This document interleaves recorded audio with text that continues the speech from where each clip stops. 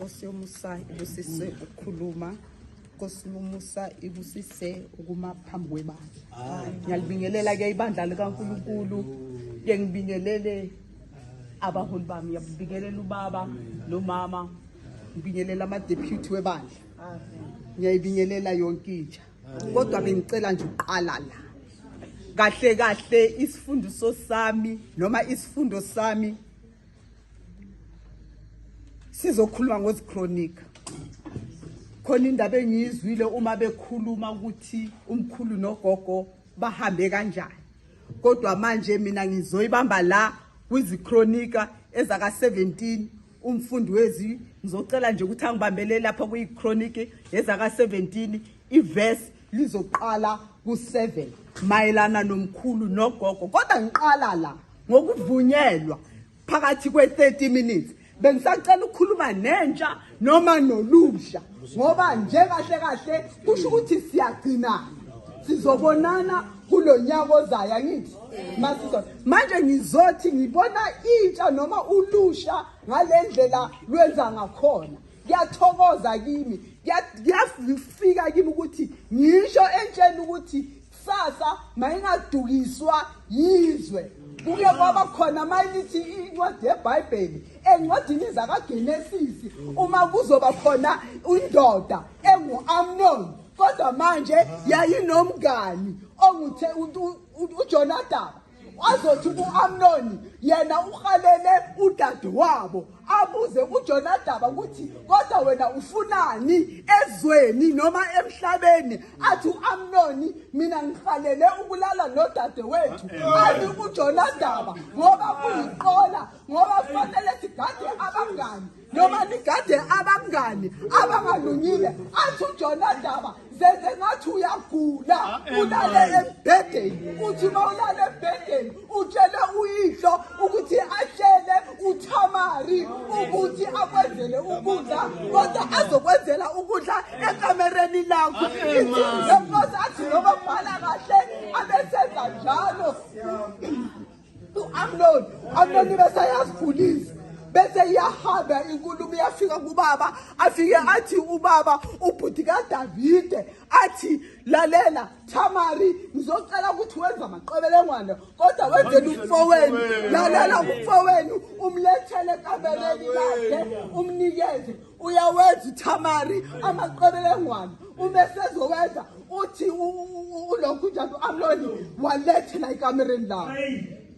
Inkulumo ithathe kuJonathan ongumngani wakhe oyiqili. Uma emlethela kanti uzomphoqa alale naye ngenkani. Bese lithi lenkosi okwaziswa uThamari ubuhlungu okudlula konke ukuthi uma eseqedile ebese yamxosha. Kwatholakala uThamari eyozibhuqabhuqa emlotheni ngendaba yakabani, ngendaba yakaJonathan ngoba enjani ayiqola. Sizothi mina olusheni lethu njoba ezweni ngihlale ngithi izwe limnandi sekuzoba sezweni nibo bagada abangani. Qaphela ukuthi uhamba nobani, qaphela ukuthi uxoxa nobani. Ngizokhuluma noPholi uma basakhuluma ngoPholi ukuthi kwake kwaba khona indoda ewuNowa. uNowa kwathe kwenzeka wabhayiza endleleni. Sondezi makabhayiza endleleni lithi lenkosi uma ezophuza iwayini uyada. Lisho njalo iBhayibheli lithi uyada ngoba ziningi izinto zebandla ezizokudaka.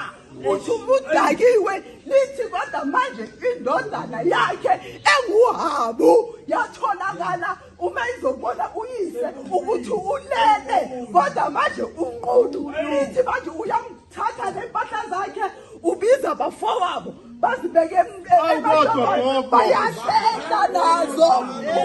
Hamba kanje ngizothi mina kubaholi bakho abaseduze kwakho ukuthi nanoma ibandla selikudake kangakanani kodwa ungabonakali.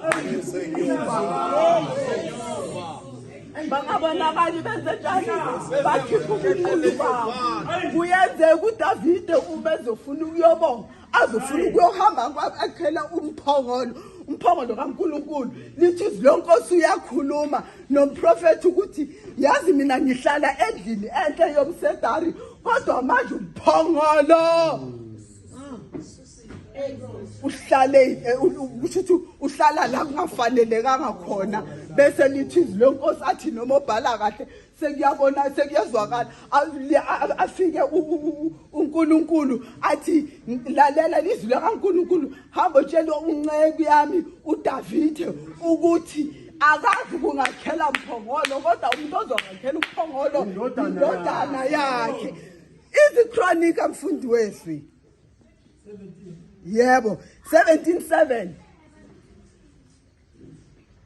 uJehova shathi uyinkosi kaJuda amandla akhe. Izikronika zokuqala iverse laka 7 isahluko u17 iverse laka 7